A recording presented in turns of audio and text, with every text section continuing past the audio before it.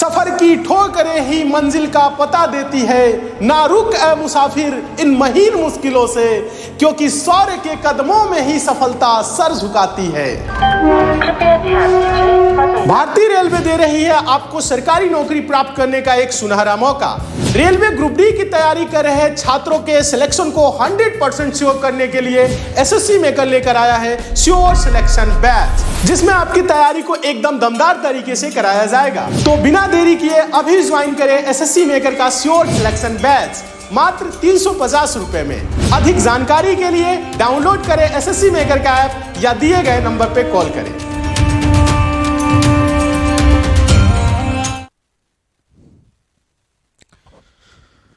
Hello नमस्कार प्यारे बच्चों, गुड मॉर्निंग, राधे राधे, राम राम। कैसे हैं आप लोग?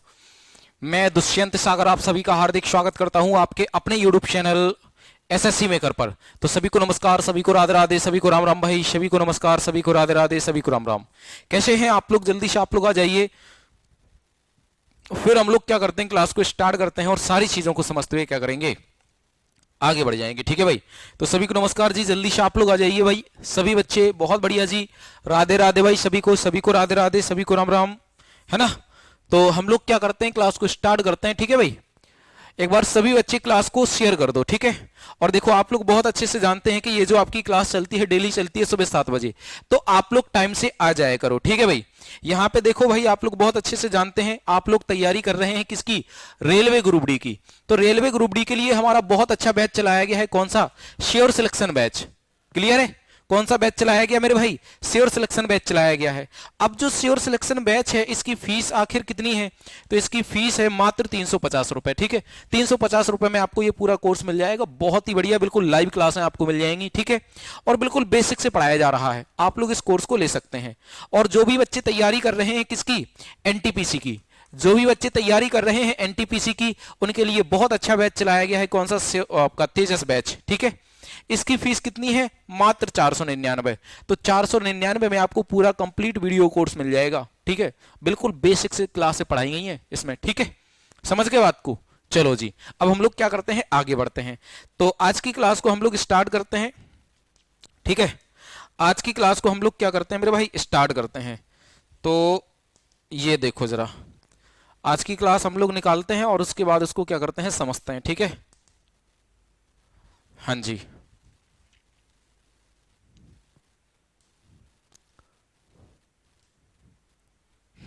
तो ये देखो, ये आज की आपकी क्लास है। आज कितनी तारीख है आप लोग बहुत अच्छे से जानते हैं, आज है 19 अप्रैल। ठीक है? तो आज की क्लास को हम लोग स्टार्ट करते हैं। ठीक है? आ जाओ भैया, ये आज का आपका पहला क्वेश्चन है, इसका आप लोग क्या कर दो, आंसर कर दो। ये आज का आपका पहला क्वेश्चन है, इसका आप लोग आंसर कर दो। क्वेश्चन क्या पूछ रहा है, ध्यान देंगे जरा। क्वेश्चन कह रहा है कि भारत का पहला स्वदेश निर्मित युद्धपोत कौन सा है? भारत का पहला स्वदेश निर्मित युद्धपोत कौन सा है?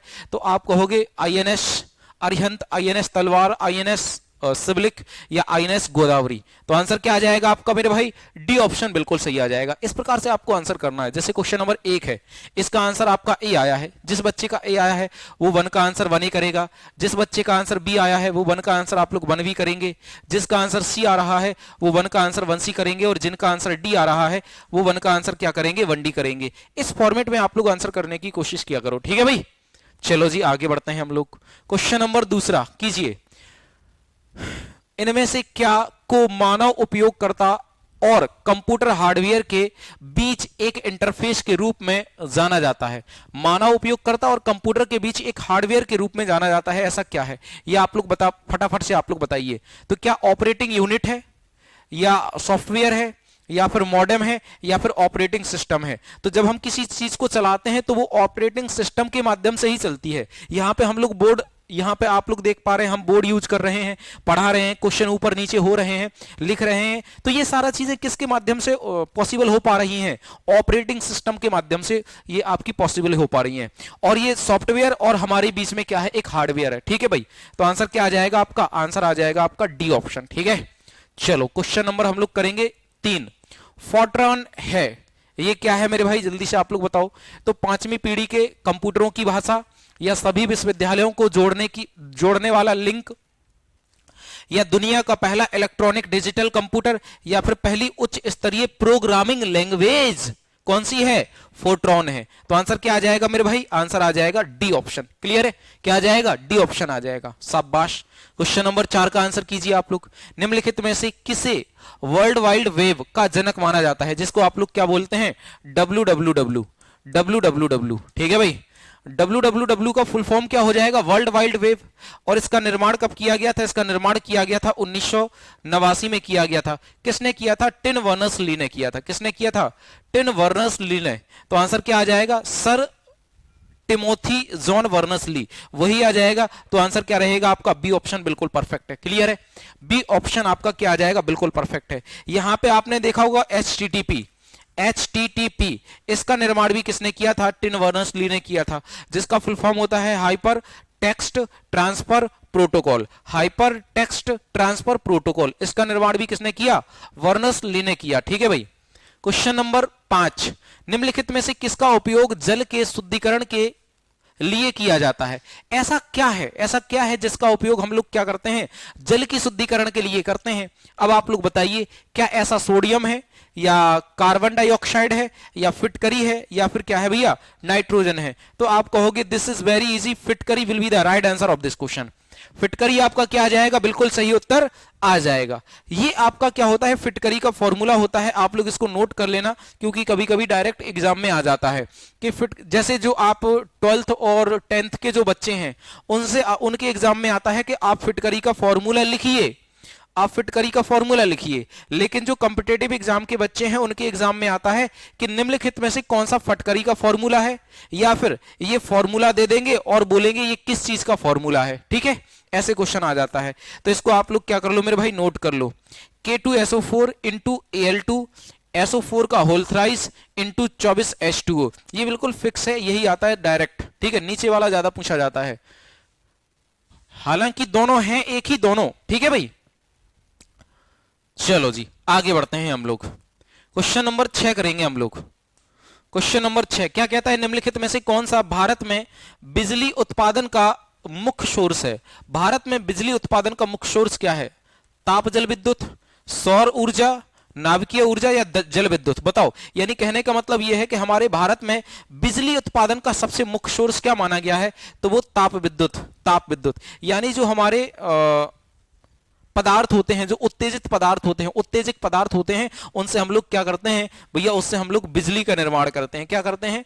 बिजली का निर्माण करते हैं। ठीक है भाई। हालांकि जल विद्युत से भी हम लोग क्या करते हैं? बिजली का निर्माण करते हैं। जैसे जगह जगह हमने क्या बना दिए? बांध बना दिए। जगह जगह हमने बांध बना दिए, उन बांधों से हम लोग क्या करते हैं? बिजली का निर्माण करते हैं। क्या करते हैं? बिजली बनाते हैं। समझ गए आप लोग बात को? तो हमारा कह रहा है कि भारत में बिजली उत्पादन का मुख्य सोर्स क्या है? तो ताप विद्युत योजना, ताप विद्युत है। हमारा भारत का जो बिजली उत्पादन का जो मुख्य सोर्स है वो क्या है? ताप विद्युत। ठीक है भाई, ताप विद्युत हो जाएगा। शाबाश, बिल्कुल सही है। नेक्स्ट क्वेश्चन नंबर 7 करेंगे आप लोग। क्वेश्चन नंबर 7, इनमें से कौन सा भारत का अधिसूचित बायोस्फीयर रिजर्व नहीं है? कौन सा भारत का अधिसूचित बायोस्फीयर रिजर्व नहीं है? क्या नीलगिरी, पंचमढ़ी, अगस्तमलाई, या नल्ला मलाई? तो आप बहुत ही आसानी से कहोगे कि नल्ला मलाई नहीं है, बकाया ये हमारे क्या हो जाएंगे? ये बायोस्फीयर रिजर्व हो जाएंगे। ये 3 हमारे क्या हो जाएंगे मेरे भाई? बायोस्फीयर रिजर्व हो जाएंगे। ठीक है, बायोस्फीयर रिजर्व क्षेत्र हो जाएंगे। बहुत इंपॉर्टेंट पॉइंट है, इनको आप लोग क्या कर लो मेरे भाई? नोट कर लो। ठीक है, क्लियर है? चलो जी, क्वेश्चन नंबर हम लोग 8 करेंगे। क्वेश्चन नंबर 8 बहुत प्यारा क्वेश्चन पूछा गया है, कीजिए इसका आंसर। इनमें से ऐसा क्या है जो एक उपकरण है जिसके द्वारा एक ही वस्तु की 2 अलग अलग तस्वीरों को एक साथ देखा जा सकता है? इसमें से ऐसा क्या है जिसकी एक ही वस्तु की 2 अलग अलग तस्वीरों को देखा जाता है? तो स्टेथोस्कोप या स्टीरियोस्कोप? तो स्टीरियोस्कोप एक ऐसा यंत्र है जिसके माध्यम से हम क्या कर सकते हैं? एक ही वस्तु को 2 अलग अलग देख सकते हैं। ये एक यंत्र होता है, इसको जब हम अपनी आंखों में लगाएंगे तो हमें क्या होगा? जैसे कि ये बोतल रखी है, तो ये बोतल क्या होगी? 2 पार्ट्स में हमें दिखाई देगी। यानी एक इस आंख से दिखाई देगी, एक इस आंख से दिखाई देगी। समझ गए आप लोग बात को? तो आंसर क्या आ जाएगा? ए ऑप्शन आपका बिल्कुल सही उत्तर आ जाएगा। ठीक है, ये आपका इस प्रकार से होता है, ये इस प्रकार से होता है। नेक्स्ट क्वेश्चन नंबर 9, श्रीहरिकोटा से PSLV C-17 द्वारा एक उपग्रह GSAT-12 प्रेक्षित किया गया था। तो उस उपग्रह का नाम बताइए आप लोग, वो किसके लिए हमने क्या किया था, समर्पित किया था। तो वो संचार के लिए समर्पित किया था। किसके लिए, संचार के लिए समर्पित किया था। क्वेश्चन नंबर 10 बताइए आप लोग, निम्नलिखित में से कौन सा कानून पर्यावरण सुरक्षा से संबंधित नहीं है। ऐसा कौन सा कानून है जो पर्यावरण की सुरक्षा से संबंधित नहीं बनाया गया था, है ना, पर्यावरण की सुरक्षा। अब आप लोग बहुत अच्छे से जानते हैं, जैसे कि सार्वजनिक देयता बीमा अधिनियम, ये 1991 में आया, है ना। ये पर्यावरण किससे संबंधित ही था, पर्यावरण से ही संबंधित था। समझ गए आप लोग बात को, ये किससे संबंधित था, पर्यावरण से ही संबंधित था। बंदरगाह कानून संशोधन अधिनियम 1997 आया, इसमें भी पर्यावरण की बात की गई थी, ठीक है भाई। अच्छा, इसमें पर्यावरण की बात नहीं की गई थी, ये आपका पॉइंट सही हो जाएगा। बकाया जल अधिनियम 1997 आया, इसमें की गई थी, और वन संरक्षण अधिनियम 1980 में आया। इन दोनों में पर्यावरण संरक्षण की बात की गई थी, इन दोनों में पर्यावरण संरक्षण की बात की गई थी। तो आंसर क्या आ जाएगा आपका, बी ऑप्शन आ जाएगा, ठीक है भाई। क्वेश्चन नंबर 11 करेंगे हम लोग। किस भारतीय संगठन द्वारा सूर्य के प्रकाश से ईंधन के निर्माण हेतु एक कृत्रिम पत्ता विकसित किया गया है। किसके माध्यम से, बताइए आप लोग, किसके माध्यम से किया गया है। तो CSIR के माध्यम से, CSIR, ठीक है भाई। CSIR क्या है, देखो समझना मेरी बात को। CSIR इसका फुल फॉर्म क्या होता है, council of scientific and industrial research. इसका क्या होता है मेरे भाई, फुल फॉर्म हो जाएगा, ठीक है। इसका क्या हो जाएगा, फुल फॉर्म हो जाएगा। इसकी स्थापना की गई थी 1942 में, इसकी स्थापना की गई थी 1942 में, ठीक है भाई। सॉरी, तो इसकी स्थापना कब की गई थी, इसकी स्थापना की गई थी 1942 में। और इसका जो हेड होता है वो कौन होता है, इसका हेड होता है भैया PM ऑफ इंडिया। कौन होता है, PM ऑफ इंडिया, यानी भारत का प्रधानमंत्री इसका अध्यक्ष होता है। क्लियर है, समझ गए। चलो जी आगे बढ़ते हैं। नेक्स्ट, किस गैस को हंसने वाली गैस के नाम से भी जाना जाता है, या उसको लाफिंग गैस भी बोलते हैं, या हंस गैस भी बोलते हैं। तो नाइट्रस ऑक्साइड क्या हो जाएगा, नाइट्रस ऑक्साइड। इसको हम लोग क्या बोलते हैं, N2O। ये इसको हम लोग लाफिंग गैस बोलते हैं, हंसाने वाली गैस बोलते हैं, हंसने वाली गैस बोलते हैं। मीथेन क्या हो जाएगा, CH4 हो जाएगा मेरे भाई। क्या हो जाएगा, CH4 हो जाएगा मीथेन। कार्बन डाइऑक्साइड क्या हो जाएगा, आप लोग बहुत अच्छे से जानते हैं, CO2 हो जाएगा। और हीलियम He हो जाएगा। हीलियम क्या हो जाएगा, He। तो आंसर क्या रहेगा आपका, ए आंसर बिल्कुल सही हो जाएगा, ठीक है। नेक्स्ट क्वेश्चन कीजिए इसका आंसर, 13 नंबर। पद्म विभूषण से सम्मानित की जाने वाली प्रथम भारतीय भरतनाट्यम नर्तकी का क्या नाम है, बताइए आप लोग। प्रथम भारतीय नर्तकी का क्या नाम है, ये आप लोग हमें बताइए। प्रथम भारतीय नर्तकी का क्या नाम है, ये आप लोग हमें क्या करेंगे, बताएंगे मेरे भाई। जो ऐसी नर्तकी जो किससे सम्मानित की गई, पद्म विभूषण से सम्मानित की गई, ठीक है भाई। पद्म विभूषण से सम्मानित की गई ऐसी कौन हो जाएंगी, सोनल मानसिंह हो जाएंगी, ठीक है। जो भरतनाट्यम की क्या है, एक नर्तकी है। और भरतनाट्यम कहां पे किया जाता है, भरतनाट्यम डांस। तो आप बहुत अच्छे से जानते हैं कि जो भरतनाट्यम डांस है ये कहां पे किया जाता है, ये आपका तमिलनाडु में। कहां पे, तमिलनाडु में। ये तमिलनाडु में डांस किया जाता है। क्या इतनी बात आपको समझ में आ गई है, क्लियर है भाई। तो आंसर क्या आ जाएगा, सोनल मानसिंह। क्या दिया गया है, पद्म विभूषण अवार्ड दिया गया है। ये भारत का दूसरा सर्वोच्च सम्मान है, भारत का दूसरा सर्वोच्च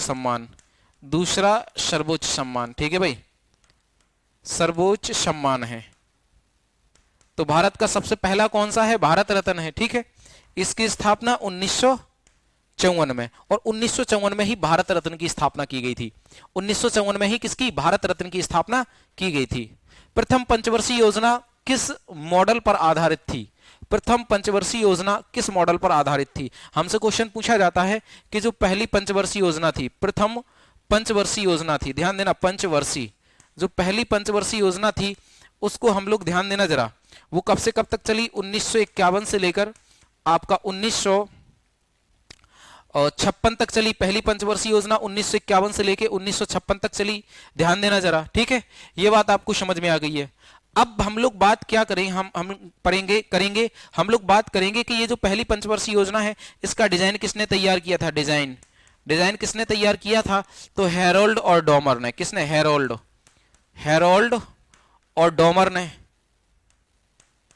डॉमर ने तैयार किया था। इसीलिए इसको बोला जाता है कि जो पहली पंचवर्षीय योजना थी ये हेरोल्ड डॉमर मॉडल पर क्या थी, आधारित थी, जो कैसी रही, जो सफल पंचवर्षीय योजना रही। कैसी रही, सफल पंचवर्षीय योजना रही। ठीक है, ये कहां से चलाई गई थी, राजस्थान से चलाई गई थी, राजस्थान के नागौर से चलाई गई थी। अब इस पंचवर्षीय योजना में कहा गया था कि हमें क्या करना है, 5 साल का हमें टाइम दीजिए, 5 साल में हम अपने भारत में वो विकास लाएंगे जो कि हमारी जनता के लिए बहुत ज्यादा क्या होगा, लाभकारी होगा। ठीक है भाई, और यह विकास हमारे भारत की अर्थव्यवस्था को क्या करेगा, हमारी भारत की अर्थव्यवस्था के स्तर को बढ़ाएगा। समझ गए आप लोग बात को। तो आंसर क्या आ जाएगा, आपका आंसर आ जाएगा मेरे भाई ए ऑप्शन आ जाएगा। क्लियर है, शाबाश। नेक्स्ट आंसर करते हैं हम लोग। क्वेश्चन नंबर 15, यूरोप में असहाय एवं बेघर बच्चों और परिवारों की सुरक्षा को बढ़ावा देने के लिए किन संगठनों ने ब्लू डॉट गतिविधियों केंद्र की शुरुआत की थी।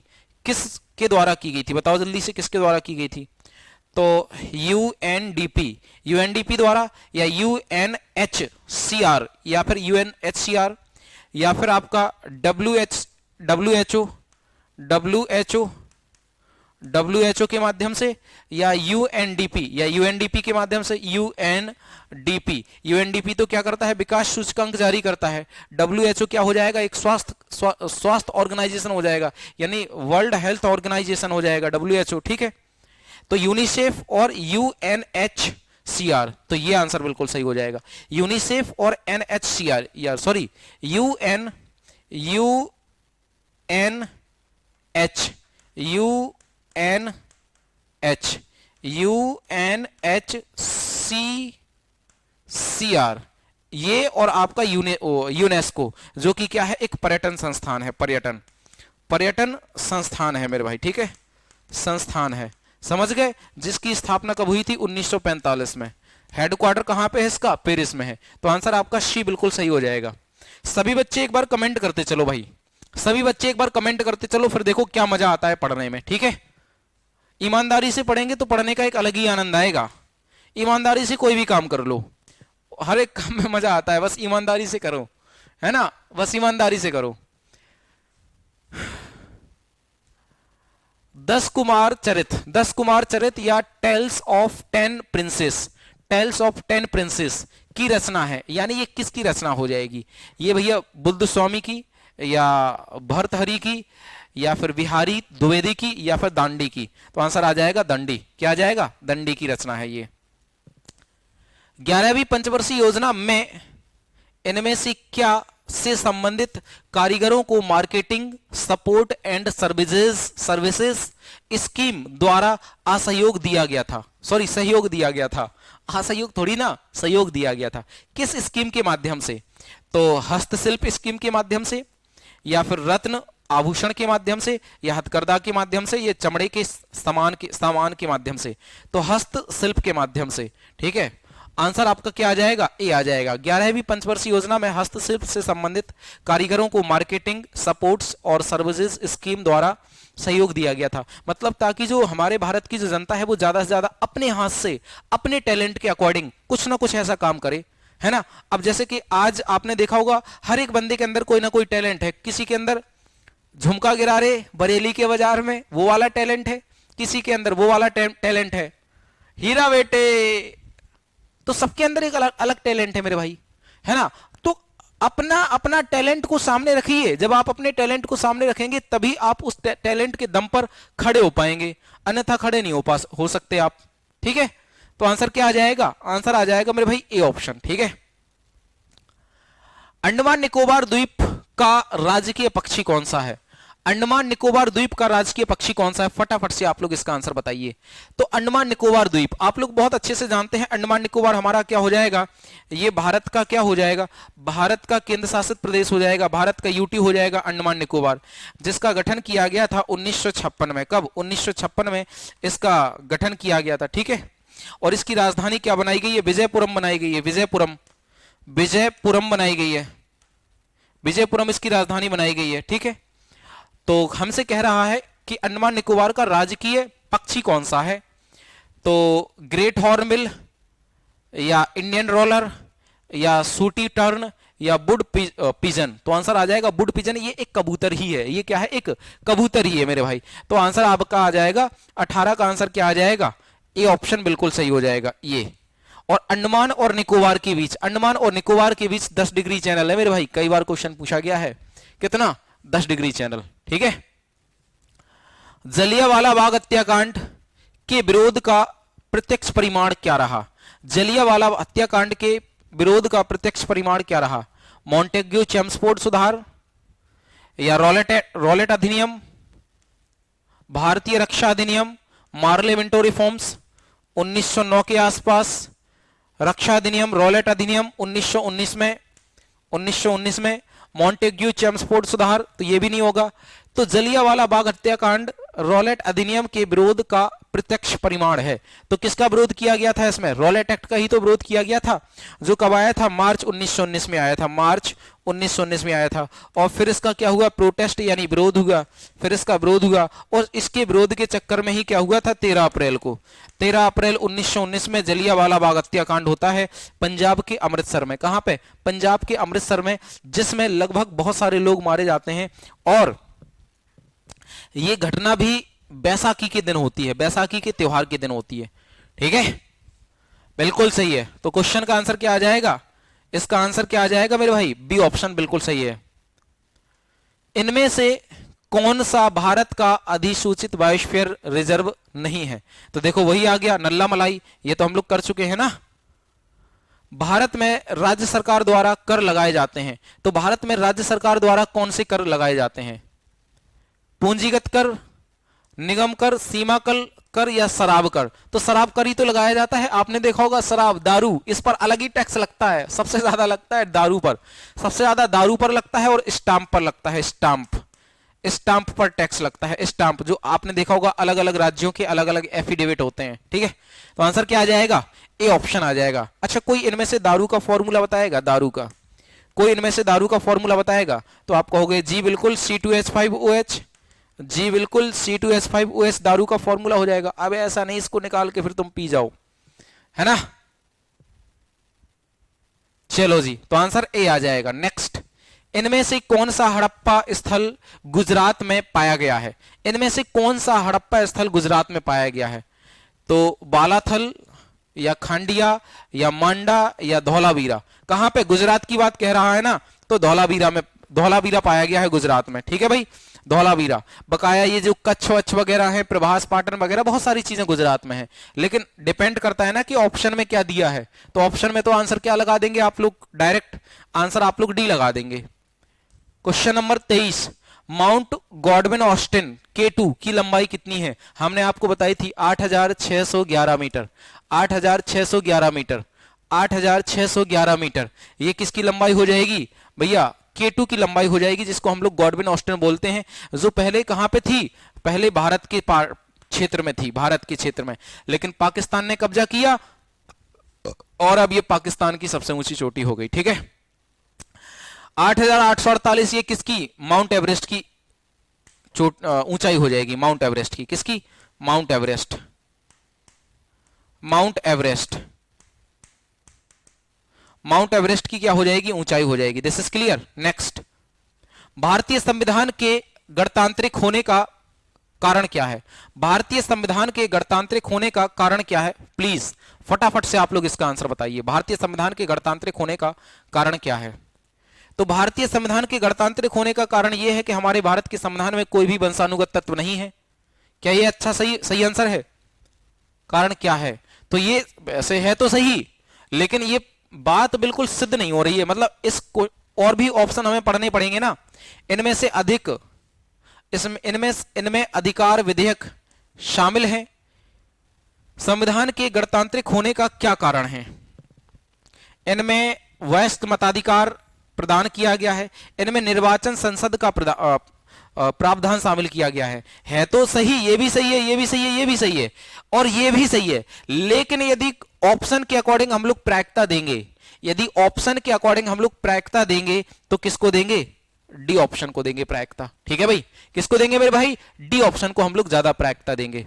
क्वेश्चन नंबर 25 का आंसर कीजिए। किस सक्रिय ज्वालामुखी को भूमध्य सागर के लाइट हाउस के नाम से जाना जाता है? लाइट हाउस के नाम से जाना जाता है या उसी को भूमध्य सागर का प्रकाश के नाम से जाना जाता है? जो कहां पे है? इटली में है ज्वालामुखी। ये जो ज्वालामुखी है ये कहां पे हो जाएगा मेरे भाई? इटली में हो जाएगा, इटली। और इसका नाम क्या हो जाएगा? स्ट्रोम्बेली। कहां पे है? स्ट्रोम्बेली। तो ये इस ज्वालामुखी को, स्ट्रोम्बेली ज्वालामुखी को हम लोग क्या बोलते हैं? भूमध्य सागर का प्रकाश स्तंभ बोलते हैं। क्या बोलते हैं? भूमध्य सागर का प्रकाश स्तंभ बोलते हैं। तो सी ऑप्शन बिल्कुल सही है। नेक्स्ट, निम्नलिखित में से कौन सितार वादक नहीं है? निम्नलिखित में से कौन सा सितार वादक नहीं है, ये आपको क्या करना है? बताना है। तो पंडित शिव कुमार शर्मा क्या हो जाएंगे? सितार वादक नहीं है। पंडित शिव कुमार शर्मा क्या नहीं है मेरे भाई? सितार वादक नहीं है। ठीक है। 27, किसको 2002 में सभी गांवों में पेयजल आपूर्ति सुनिश्चित कराने के लिए शुरू किया गया था? किस योजना को शुरू किया गया था? बताओ जल्दी से। अब ऐसे ही क्वेश्चन पूछे जा रहे हैं, आप लोग चक्कर में हो तो। ठीक है, तो किसको शुरू किया गया था मेरे भाई? संपूर्ण ग्रामीण रोजगार योजना को या स्वजल धारा योजना को या अन्नपूर्ण योजना को? तो अन्नपूर्ण योजना के माध्यम से तो नहीं किया गया था, फिर किसके माध्यम से किया गया था? स्वजल धारा योजना के माध्यम से। तो आंसर क्या आ जाएगा? B option. This is last question, question number 28। ठीक है, बताइए आप लोग इसका आंसर।